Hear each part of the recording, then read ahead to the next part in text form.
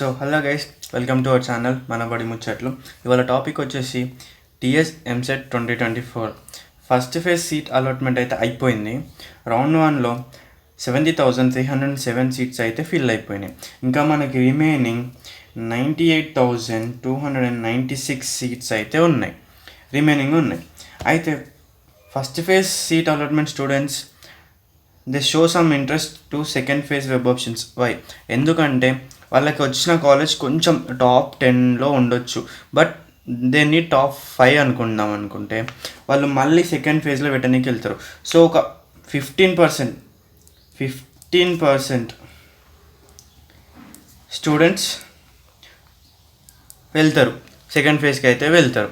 15% students వెళ్తారు. మళ్ళీ remaining 98,296 students కూడా సెకండ్ ఫేజ్ వెబ్ ఆప్షన్స్కి వెళ్తారు. ఇప్పుడు మనకేంటంటే ఫస్ట్ ఫేజ్ కౌన్సిలింగ్ పెట్టిన స్టూడెంట్స్ సెకండ్ ఫేజ్ కౌన్సిలింగ్ వెళ్ళాల్సిన అవసరం లేదు, డైరెక్ట్ వెబ్ ఆప్షన్స్కి వెళ్తారు. వాళ్ళకి సీట్ అలాట్మెంట్ అయ్యి ఉంటుంది, కానీ కాకపోతే ఇంకా ఇంప్రూవ్ అంటే ఇంకా కొంచెం టైర్ 1 కాలేజెస్, టాప్ 5 కాలేజెస్కి వెళ్ళడానికి ట్రై చేస్తారు. సో ఇప్పుడు మనకు సెకండ్ ఫేజ్, ఇప్పుడు నాకు ఫస్ట్ ఫేజ్లో సీట్ రాలేదు, సెకండ్ ఫేజ్లో వస్తుందా అని అనుకున్న వాళ్ళకైతే ఛాన్సెస్ ఉన్నాయి. ఎందుకంటే more than round 1 seats, remaining seats round 2కి రౌండ్ 3కి మీకు రిమైనింగ్ ఉన్నాయి. 98,000 అంటే 70,000 కంటే 98,000 ఎక్కువ కదా. సో ఎక్కువ సీట్స్ ఉన్నాయి. There is higher chances to get seat in second phase. So ఏం చేశారంటే ఫస్ట్ లాగా ఇప్పుడు టాప్ 10-15 పెట్టడం కంటే ఫస్ట్ ఏ కాలేజ్లో ఇంకా ఎన్ని సీట్స్ రిమైనింగ్ ఉన్నాయి. ఎట్లా చూడాలంటే ఇప్పుడు ఫస్ట్ ఫేజ్ వెబ్ ఆప్షన్స్ అయిపోయిన తర్వాత సీట్ అలాట్మెంట్ ఉంది కదా, ఫస్ట్ ఫేజ్ సీట్ అలాట్మెంట్, ఆ సీట్ అలాట్మెంట్లోకి వెళ్ళి కాలేజ్ వైజ్ సీట్ అలాట్మెంట్ ఉంటుంది. అందులోకి వెళ్ళి ఏ కాలేజ్కి ఎంత రిమైనింగ్ ఉన్నాయి. ఇప్పుడు సపోజ్ సిఎస్సి వాళ్ళకి 120 సీట్స్, ఈసీ వాళ్ళకి 120 సీట్స్ ఉంటాయి ఎవ్రీ కాలేజెస్లో. సో కాలేజ్ సీట్ అలాట్మెంట్కి వెళ్ళండి. ఫస్ట్ సపోజ్ ఒక కాలేజ్ ఇప్పుడు జేఎన్టీహెచ్ ఉంది అనుకుందాం, జేఎన్టీహెచ్ కాలేజ్కి వెళ్ళి దాని తరఫున చూస్తాం.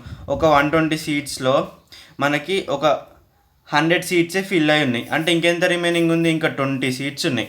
ఈ 20 సీట్స్ అయితే రిమైనింగ్ ఉన్నాయి కదా, మనకు ఒక గుడ్ ర్యాంక్ ఉంటే మనం ఇందులో పెట్టడానికి ట్రై చేయాలి. ఒకవేళ 120కి ఫిల్ అయి ఉన్నాయి అనుకో, వేస్ట్ కదా, పెట్టడం ఎందుకు, ఇక పెట్టకండి, అవసరం లేదు. అట్లా college wide seat allotment list అయితే చూడండి, అది గూగుల్లోకి వెళ్ళి సెర్చ్ చేస్తే వస్తుంది, అందులో చూడండి.